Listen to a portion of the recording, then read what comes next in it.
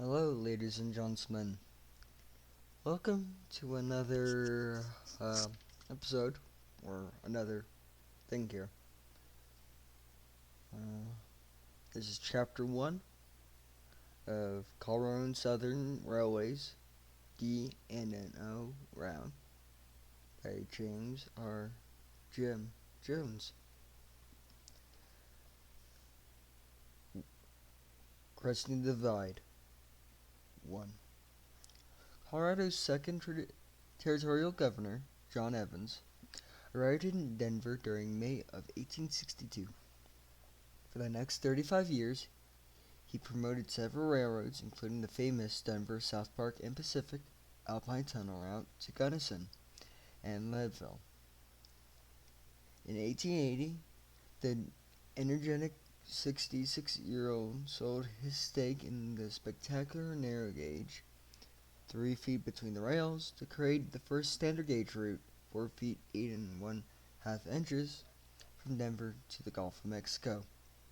Evans hatched a plan where imported goods would be railroaded to the mile-high standard in bonded freight cars, with duties payable as if Denver were a seaport.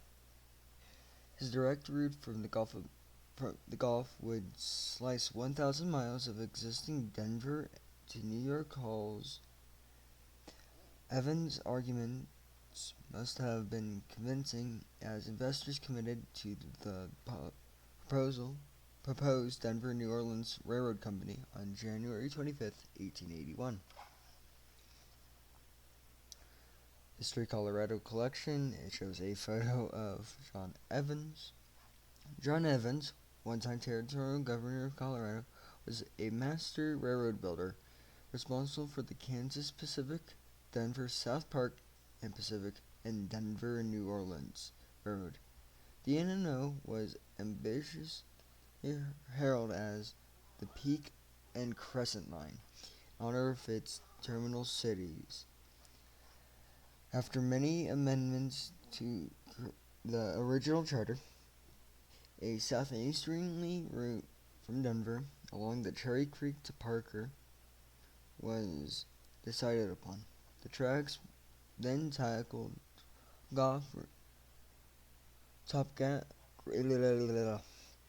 topography into the Running Creek and Kiowa Creek valleys, conquering the Continental Divide before it descends to the Fountain Creek Valley for the final 25 miles to Pueblo. Less certain was the remaining 225 miles to the Canadian River. News of the Denver-New Orleans plans alarmed Fort Worth and Denver City Railroad officials, who shared this vision. The Texas interest, headed by General Granville Dodge, a Civil War veteran and railroad entrepreneur, formed an alliance with Evans, despite the obstructions and a court battle with the hostile Denver and Rio Grande Railroad, DNRG. The first 124 miles were laid quickly and cheaply during 1881 and 82. As Evans promised, an engine terminal, machine shops, and grounds were constructed along the South Platte River near the confluence with the Cherry Creek. Evans boasted its 100-acre Denver parcel was the best rail yard site in the city. History Colorado collection shows a picture of Granville Dodge, General Granville Dodge.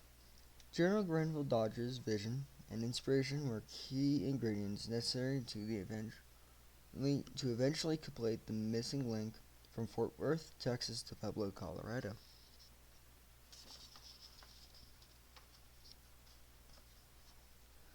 When it came time to order rail, Evans chose imported 50-pounder per yard from Wales. 50 pounders per yard, while spikes and tie plates and other hardware were manufactured domestically. The initial order for the 3 cabooses, 50 flat cars, and 10 box cars went to Lynchfield Car Company. 3 locomotives manufacturer received the first power orders. A pair of Schenectady 440s, number 1 named Denver and number 2 was Pueblo, with a 16 by 24 inch cylinders arrived on May 17th. Engine number 3 was a pre-owned Taunton 440. Numbers 4 through 7 were factory fresh Rogers 440s. This consecutive numerical pattern was broken thanks to a pair of unusual Mason bogies, unibody tender and locomotive construction, number 10 Cherry Creek and number 11 Platte. Inexplicably, the Denver-New Orleans never rostered a number 8 or 9. So then, on page 8, what it shows is a 100 shares of the Denver-New Orleans Railroad, the Denver-New Orleans Car Construction Company, bond, as well, our shares, shares, 50 shares to be exact. Then below, we get the locomotive roster of the Denver-New Orleans Railroad from 1881 to 1885. So, this basically goes over what we have just read, but adds in some other information, so I'll read that as well. Engines number 1 and 2 were received at Denver May 17, 1881. Total cost $11,962 or $5,981 each. Both off the roster by 1888. These 440s with 16 by 24 cylinders and 63-inch drivers were built by the Schenectady during April 1881. Engine 3, a second-hand Taunton 440 with 17 by 24-inch cylinders, was off the roster by 1889. North Canada background. These Rogers 440s, built during December of 1881, featured 17 by 24-inch cylinders and 63-inch drivers. Engines 4 through 7 were purchased at the total cost of $588.85, or $14,147 each. These were among the first, if not the first engines equipped with the Belpaire fireboxes. The Denver-New Orleans never owned an 8 or 9. Mason Locomotive Works Bogie 066T came with tender touch to the cab and body. These rather unique engines featured a 17 by 24 inch cylinders and 49-inch drivers. Engine 11 was sold in 1889. The D&NO became the Denver, Texas and Gulf on May 28, 1885. Former Denver and New Orleans engines were renumbered into the 60s. In July 1888, to fit with the new Gulf Road to Rockies, Denver, Texas, and Fort Worth numbering system. Denver, Texas, and Fort Worth was absorbed by UnionPacific, Denver, and Gulf on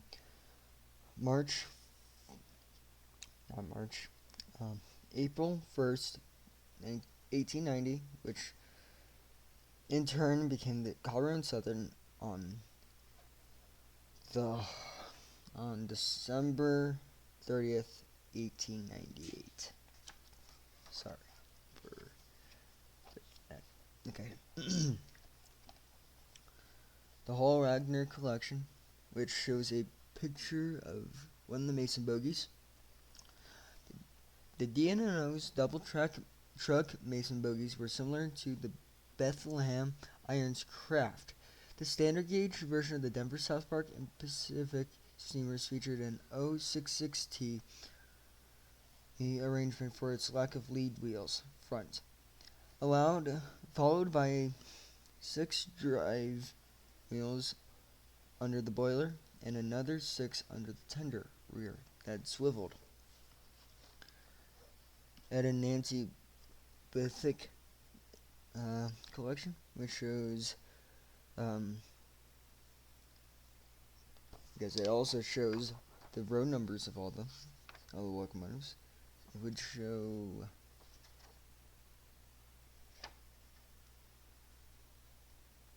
number 4 in that image. Denver&New Orleans number 4 arrived in 1881. This reliable 440 bore the initials of 4 railroads during 17 years of service. The diamond stack locomotive is seen here as number 537 in the mid-1890s. Then the Sundance Publications collection, which shows number 101, which is Denver&New Orleans number 5. Denver&New Orleans number 5 was built by Rogers in 1881 and scrapped 8 years later. She prepared to depart the mile-high city with 2 coaches and a baggage car. The light-duty 440 wore Colorado&Southern Railway number 101 when this 1915 photo was exposed. It shows number 5 and a couple of things. The next image is a map of Denver, which was made by H.L. Thayer. Sorry if I pronounced his name wrong. The City of Denver, published by H.L. Thayer. David S. Jr.'s collection. This map of Denver was published circa 1883. Clearly shows the locations of the Denver-New Orleans Railroad's engine and terminal, machine shops, and the grounds in Denver. These facilities were located next to the South Platte River, near the confluence with Cherry Creek. It appears on the map at the top left southwest of Denver Union Depot. So yeah, you can sort of see it. And yeah.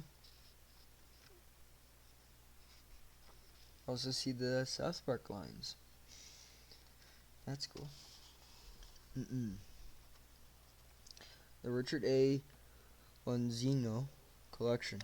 An artist's conception of downtown Denver, published in 1892, shows the D&NO engine terminal, yard, and machine shops, with smoke emanating from the roundhouse. These facilities rested along the banks of the South Platte River. Below that photo is a picture of Denver Union Station, and that's on page 12. This is the Pioneers Museum collection. Thanks to a rental agreement with the Denver Union Station, D&NO's original downtown depot at 11th and Wewata proved very temporary. The state-of-the-art 503 by 65-foot Gothic-style terminal occupied 12 acres on the east bank of the Platte River. At the foot of 16th, 17th, and 18th Streets, the first floor was devoted to waiting rooms, ticket offices, baggage and express rooms, restaurants, and check stands. The second story housed railroad management and attendant offices. A 160-foot high tower witnessed the arrival and departure 24/7. And it shows a picture of Union Station. Then below we have a pass check for the Denver-New Orleans Railroad.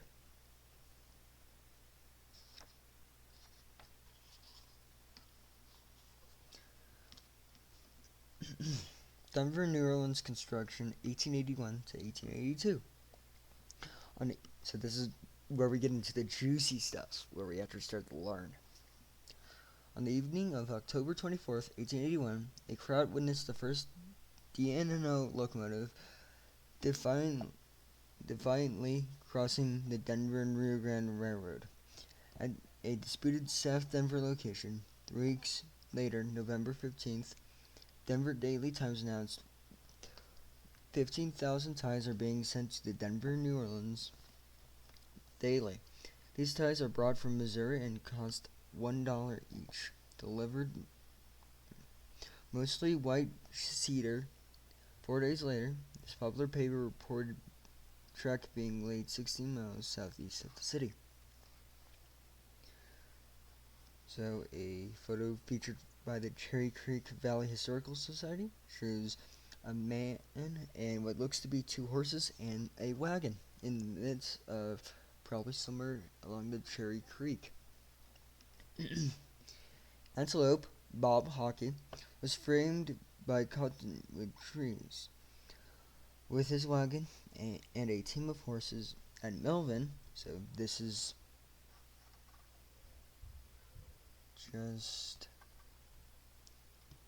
just northwest of Parker. Yeah, that sounds right. Most Denver New Orleans laborers earned $1.30 to $1.50 a day, depending on their skills. Caravan provided goods and services, following graders and track layers along the way. Families lived in covered wagons where wives cooked hearty meals for their husbands, earning extra income feeding bachelors, hunters and trappers such as Hockey supplied fresh game to eat. So then we see, I think, this is of the Parker family. Or no, Melvins. Sorry. Cherry Creek Valley Historical Society. Right away, negotiations with landowners were met with responses ranging from bitter resistance to exuberance. John G. Melvin represented the latter, with his July 26 donation of a 100-foot wide strip of land to the railroad for $1. Melvin was photographed in 1868, about the time he and his wife Jane settled at 12 Mile House. With the coming of the railroad, the responsibility shifted from stagecoach station operator to postmaster, railroad freight engine, bartender, and hostess. Jane dutifully prepared and fed a hearty appetite daily during the railroad's construction. Years later, she recalled, when the D&NO was being built, I was unusually busy with the help of a colored woman from Running Creek. I baked biscuits and served several meals a day to 80 men. They were hungry men. I used to rise at 3 in the morning, work until 11 o'clock at night. The fires in my 2 stoves never went out. And then, so we see a photo of John G. Melvin, Jane, and in the middle of those 2 photos, 20 Mile House, which I think is still around today. You could correct me in the comments.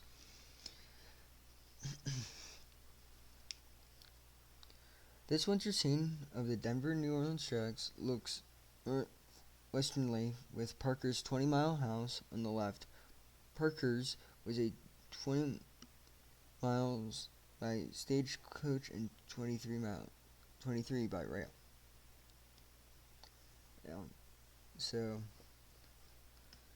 And from here on out, unless it's in a quote, if it's D&NO, I'm going to pronounce it as Denver-New Orleans, just to be easier. So, James Sample Parker and his wife Mattie were a mature married couple when the Denver-New Orleans route at their 20 Mile House stage stop. Recognizing the advantage of train service, practically to their doorstep, the Parkers gladly deeded the right-of-way during the summer of 1881.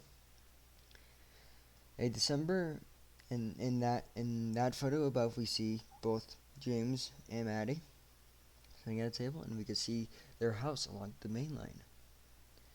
A December 3rd, 1881, Denver Times story reported that Denver-New Orleans is progressing so rapidly that the piles of rails in West Denver are precipitously diminishing.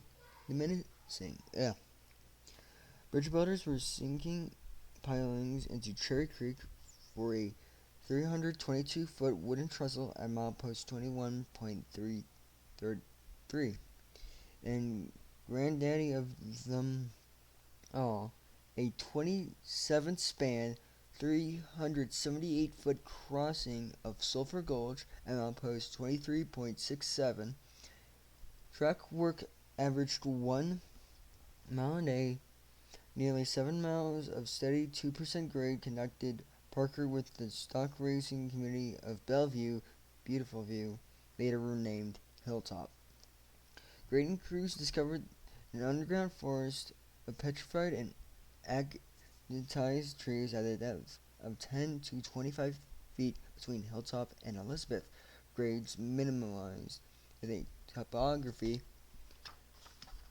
hugging Horseshoe Curve and twin bridges along the perimeter of Whiskey Gulch. A deep cut was carved into the eastern leg of the Horseshoe and the west leg. A second bridge stretched 256 feet. The apex of the Horseshoe, a 0.2 mile further, required a 192-foot trestle. The process of cut, fill, and span was repeated as trains crossed 268 bridges and pile trestles, 25 wooden box culverts, and a pair of truss bridges between Denver Union Station and Pueblo Junction. The Denver-New Orleans 17 route crossed Running Creek south of Elizabeth and past Rock Butte, a natural stone landmark, then plunged into the Kiowa Creek Valley. Elbert was nestled between a ridge of pines and Kiowa Creek at milepost 52. The town, named for former territorial governor and Denver-New Orleans director Samuel H. Elbert, was moved 7 miles, locked, stock, and barrel to the new railroad. This was fortunate, as Elbert proved to be one of the key places on the line. The attractive setting became a picnic destination for the city dwellers itching to get away from it all.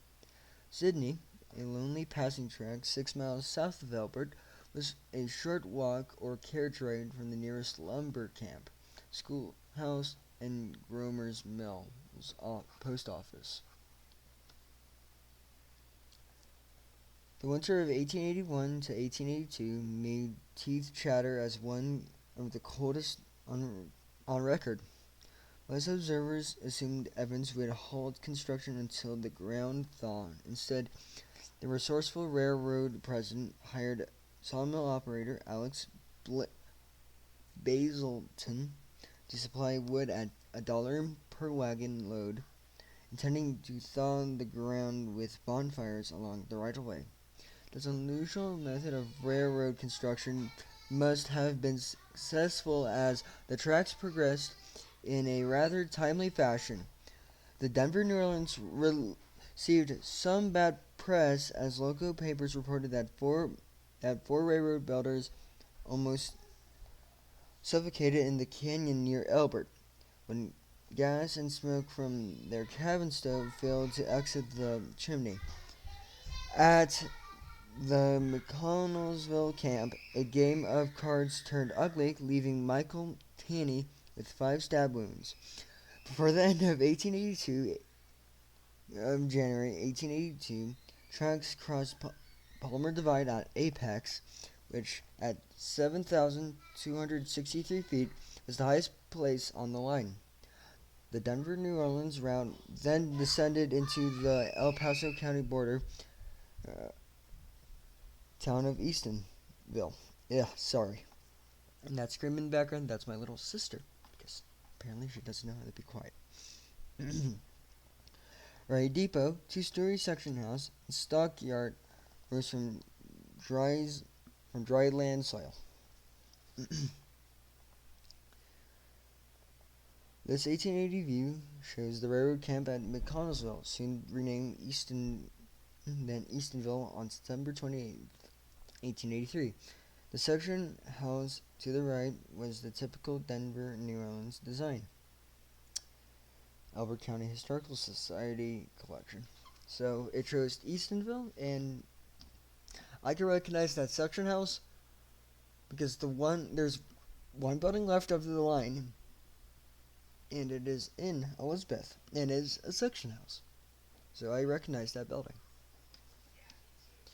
February 22nd, 1882's Denver Times reported the railhead 71.5 miles from Denver at Grande.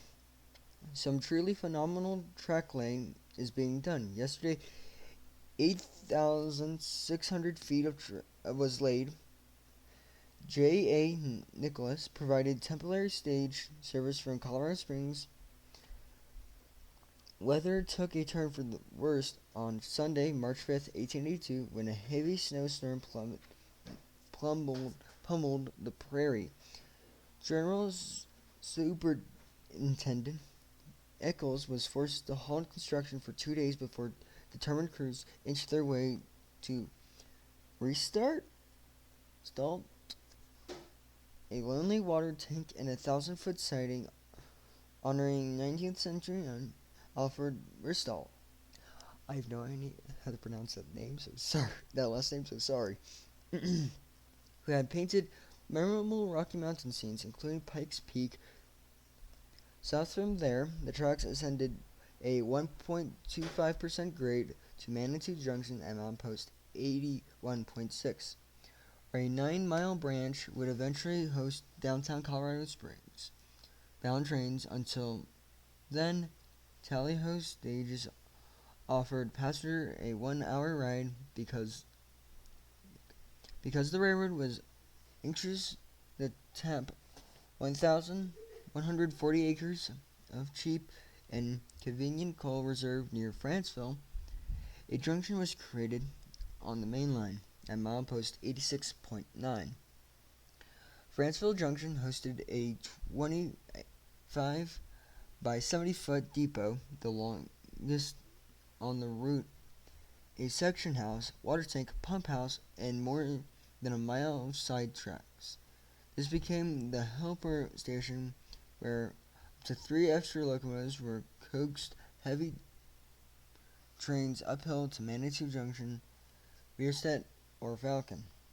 In April 1882, track leaders were gauged upon Fountain Creek Valley in the D&RG narrow gauge line that had rested there, unchallenged for a decade.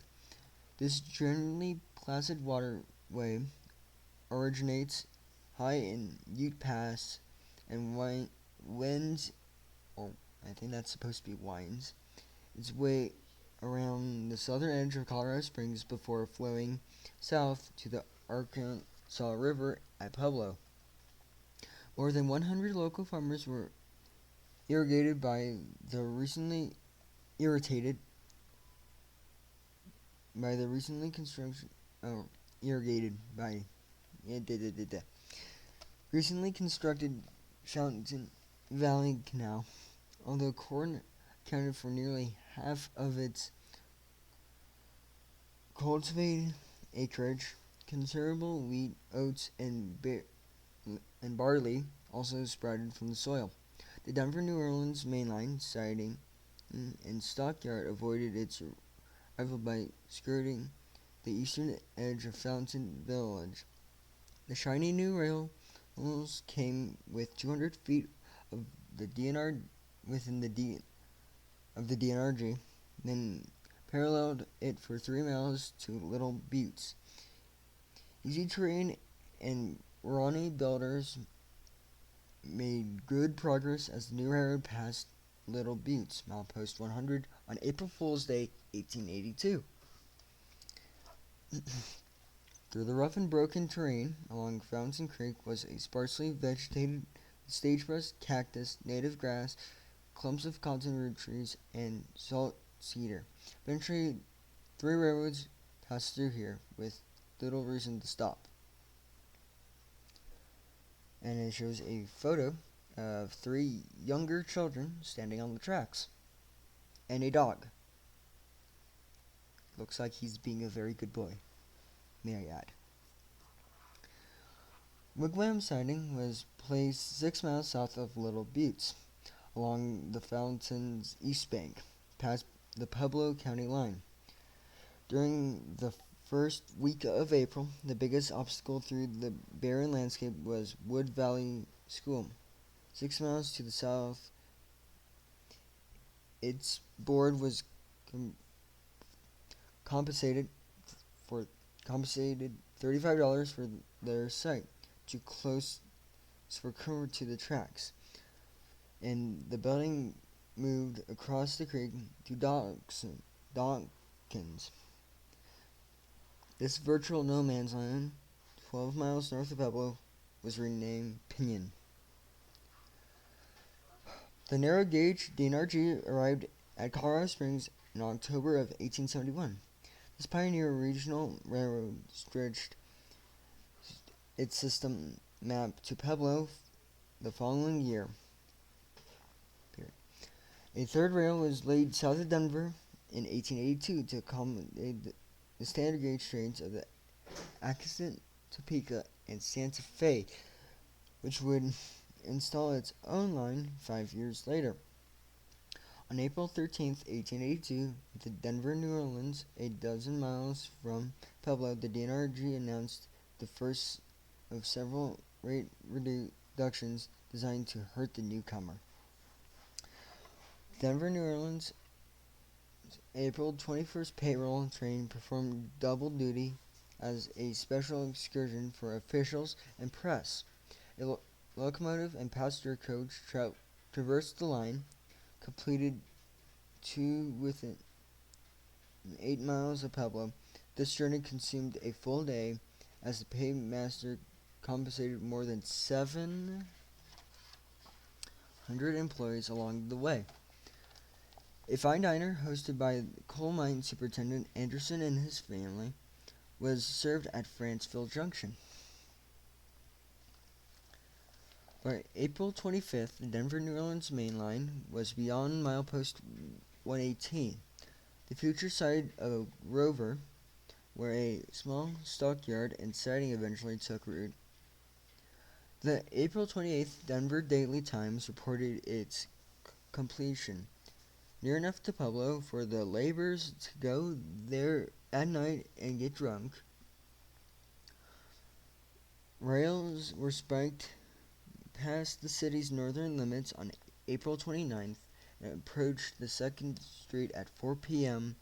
for much of that Saturday. Water Street, now known as Erie Avenue, in East Pueblo, was crowded with observers as workmen dutifully completed their assignment.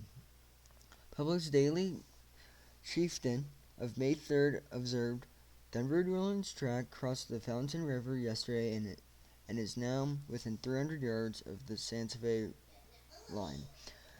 The trestle is a long and well-built piece of work. The railroad erected 2 bridges into the city's downtown district. An iron span near East 12th Street carried passengers, while a wooden pile of air below East 4th Street hauled freight. Though his trains crossed the finish line nearly a month behind schedule, the first component of John Evans' dream railroad had arrived. Pueblo residents hosted a gala event for their new transportation choice. Veteran locomotive engineer Tom Loftus and conductor R.F. Cavani something starts with a K.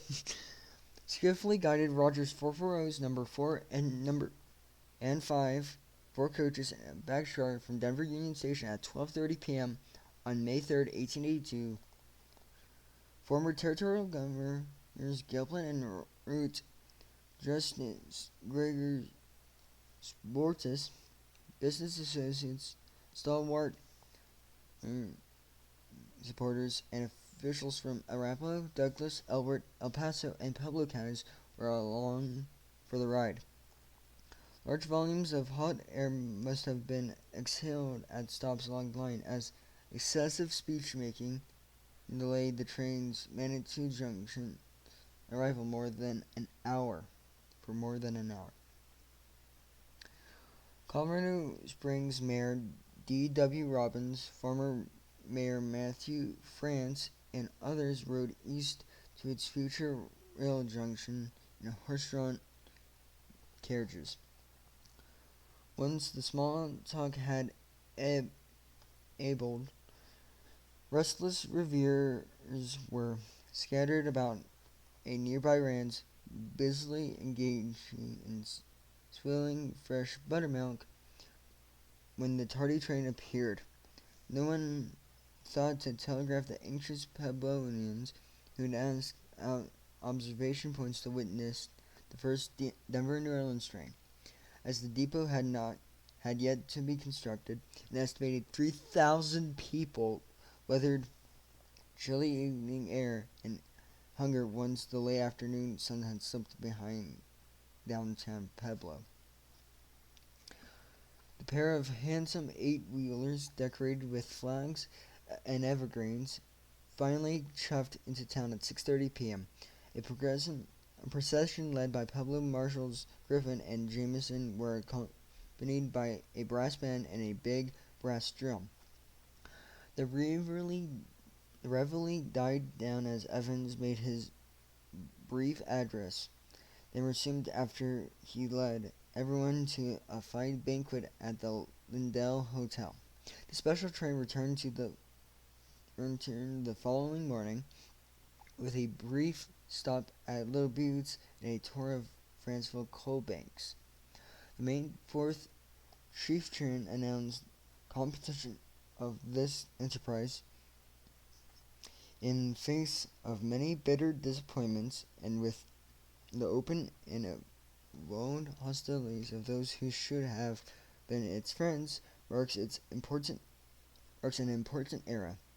For the whistles of the Denver-New Orleans locomotive within our city limits is sounded in death knell of the railroad monopoly.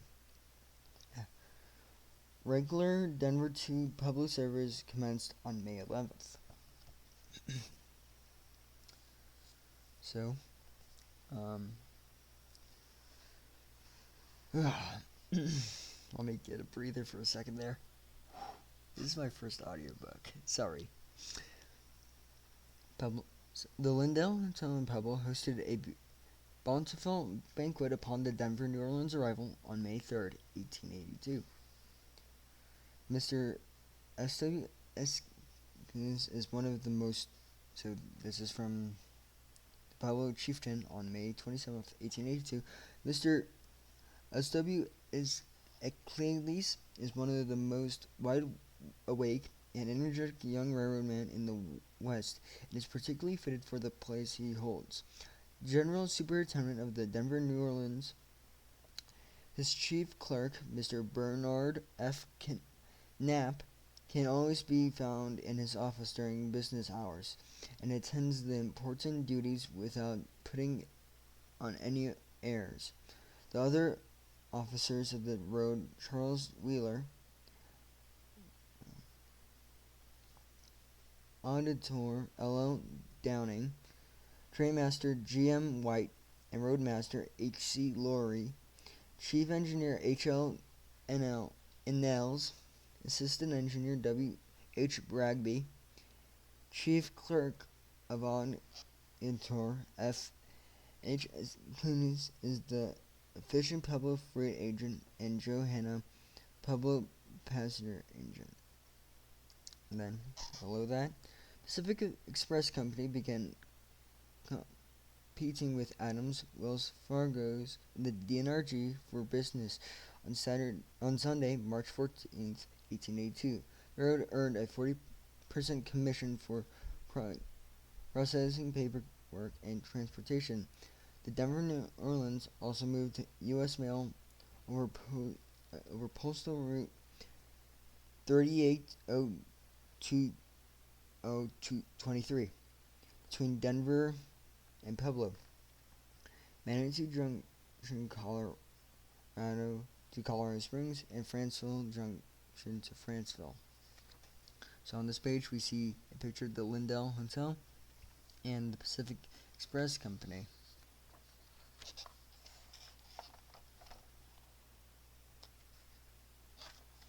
So now we have reached page 20.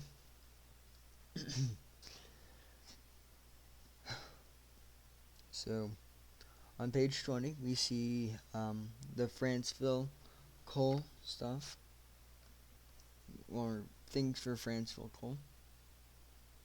We also see the freight tariffs on number 2, or something. But we see a few things on page 20, a few images. Okay, page 21.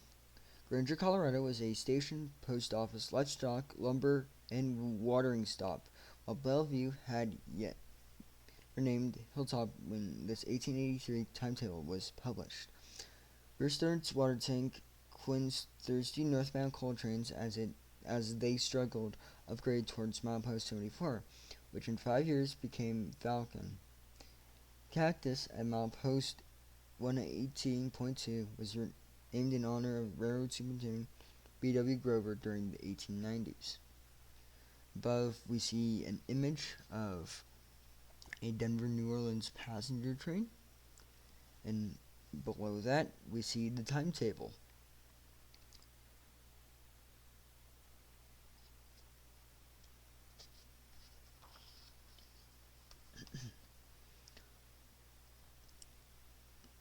So this is a newspaper reading from the Denver Times. Denver Times, Monday, July 24th, 1882. Over the D&NO. Rambling notes by excursionists. Rabbits are very numerous along the line. The view of Pikes Peak from the divide is unequaled. A considerable amount of wool is being shipped from Grande. It is said a light freight train passed the Thunderbolt yesterday morning. The suction cottages add greatly to the attractive appearance of the stations. The Franceville coal is found to be better as further depth is reached in the mine. The beauty and fertility of the county on the divide is a matter of general comment. The arrangements for visitors at Elbert are expected to be completed by next Sunday. 45 miles per hour is about the maximum limit of speed attained by the regular trains on the Denver-New Orleans. Pete Kavanaugh, an employee of the Governor of Governor Evans from boyhood, is baggage and express agent, making the route round trip daily. Cattle are in prime condition and sleek and fat. This has been an exceptionally prosperous season. The range was never greener at this season of the year. The claim of Pueblo as a popular summer resort for all offensive odors west of the Mississippi is conceded. Visitors that of that city should carry a spilling bottle and a handful of ice. Conductor R.F. Kavanaugh has been running trains on the New Orleans from the first. He makes daily trips and is very popular with the passengers. The northbound trains on the Rio Grande and New Orleans are due at Little Buttes at the same time. For 10 miles, thence, the trains run side by side, and temptation to race is shared by trainmen and passengers alike. But Superintendent Eccles disapproves. The New Orleans Company has been very fortunate in its selection of trainmen as well as officers. Among the well-known old-time engineers now running on the railroad is Charlie Lake. There's no better known and more reliable locomotive king in the West. Tom Loftus, the Giant, and Uncle Tom Colvin, both famous old-timers, are also running engines on the Denver-New Orleans. So that was a clipping of a newspaper from 1882, July 24th. The Castle Rock Journal of June 4th, 1882 reported an impressive passenger business despite rivals' efforts to derail them. A correspondent from the proud town of Albert marveled at the sight of 4 Eglin Pullman coaches filled to capacity traveling in both directions, stating an intolerance for the riffraff. The article claimed every day there is a large number of tramps who pass here. The other night they made a call on the station agent's cellar. A necktie sociable should be the result if things of that kind do not cease. Meanwhile, that same week, a buckskin-clad dozer named California Jack boarded a northbound at Manatee Junction. The unsavory character was physically removed from the train at Bierstadt. Next stop up the line, after failing to produce a ticket and being unwilling to buy one, in relation, California Jack produced a revolver and indiscriminately fired at the train as it departed. Several well-known passengers, most notably William Buffalo Bill Cody, witnessed the incident. Buffalo Bill rode the New Orleans. Anyways, other than minor washouts near Elbert and Denver, the line weathered its first summer quite well. The July 24th, 1882 Pueblo Chieftain wrote, "For 2 nights the rain had been pouring down, and every branch of the railroad except the Denver-New Orleans had been having trouble. The new road is all there. Water may come and water may go, but the Denver-New Orleans goes on forever." Ironic. Ironic for what's going to happen in the future. Anyways, like its railroad brethren in the Rockies, steam-powered High Plains railroading came with challenges. For example, dry prairie grass was vulnerable to red-hot locomotive cinders, leaving the section crews on constant alert for grass fires and smoldering wooden bridges. Seasonal blizzards and flooding added to the nasty mix. So we see a pass to someone, and then below we have a railroad commissioner's report in 1885 of the tonnage of articles transported on the Denver-New Orleans. So column we have 52,698. We're gonna tons.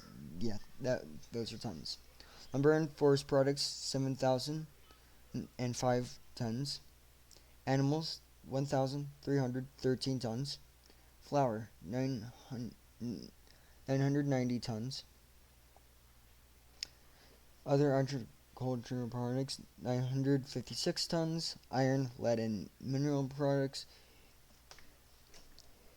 840 45 tons, grain 834 tons, stone brick 108 tons, salt 47 tons, merchandise and other articles not enumerated above 4,755 tons.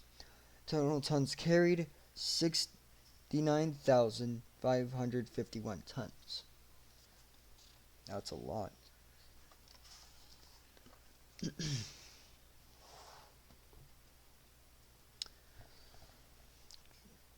Colorado Springs was viewed from the east by horse buggy riders in 1880. The first panorama of the city and lofty Pikes Peak greeted early day passengers on the Denver-New Orleans trains over its branch from the mainland and Manitou Junction. This is a description of a photo that was taken courtesy of Mac Gray and the Simpson Dairy Company. That's strange, especially since I've probably been in that same position where those wagon riders were at one point. Colorado Springs gets a branch line. Surveying for the Colorado Springs Manitou branch began on May 20th. A special meeting of property owners held 5 nights later granted a depot and a yard grounds 1 mile in length and 100 feet wide through Monreal Avenue and South Watch Street. Thanks to Northeastern capitalist Evans obtained financing for the 9.1 mile spur and modest stub end yard terminal. Grading was completed from Manitou Junction to Evergreen Cemetery on October 16th, while contracts for the bridge over Shook's Run and straight running track were signed the following week.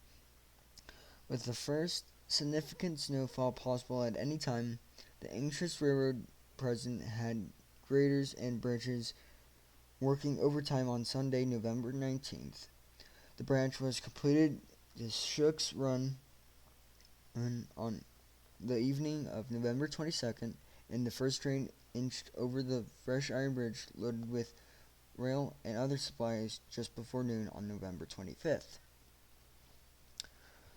The November 25th Gazette Telegraph reported, grading on the Monroe Avenue is all done, and either today or tomorrow we may expect to see the Denver-New Orleans train cross John Street. Work on the Colorado Springs branch began on October 5th. It has been pushed with the utmost energy by Mr. Faldley and his subcontractors. At press time, the track was not in a fit condition for use, as it would have had to be ballasted and surfaced up. Rails were just laid hurriedly so the construction train could finish supplies as the work progressed. It is thought that it would be 10 days or 2 weeks yet before trains would begin the run regularly between Colorado Springs and Manitou Junction. Some residents pulled up lawn chairs and observed track laying to temporary Fano Street Depot on the 1st of December. A larger crowd witnessed the first passenger train's arrival on December 10th. Okay, so in this one, we have on page 24, we have a simple picture that just says Denver-New Orleans Railroad. Yes, that is what we're talking about. Anyways, this is page 25. Pueblo Junction, 124.5 miles from Denver Union Station, marked the southern end of the Denver-New Orleans. The railroad terminated at their modest yard on the corner of Santa Fe and River Street. These facilities assumed added importance during the early years when rivals refused to interchange traffic. So above we have all the mileposts, basically just the trackage map of it. and it's a point named coupon. We also have a point named coupon. We seem to have a pin or stamp of some sort, and then also an annual pass. And that concludes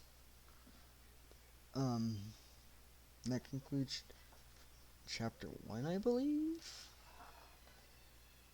No, it doesn't. But that's where we're going to conclude it for now. So, we are going to do the other half of chapter 1 next Saturday, for those of you in the Discord server. But yeah. So that was the first half of chapter 1 of Colorado&Southern Railways, Denver-New Orleans route. Hope you enjoy, and I'll see you all later. Goodbye.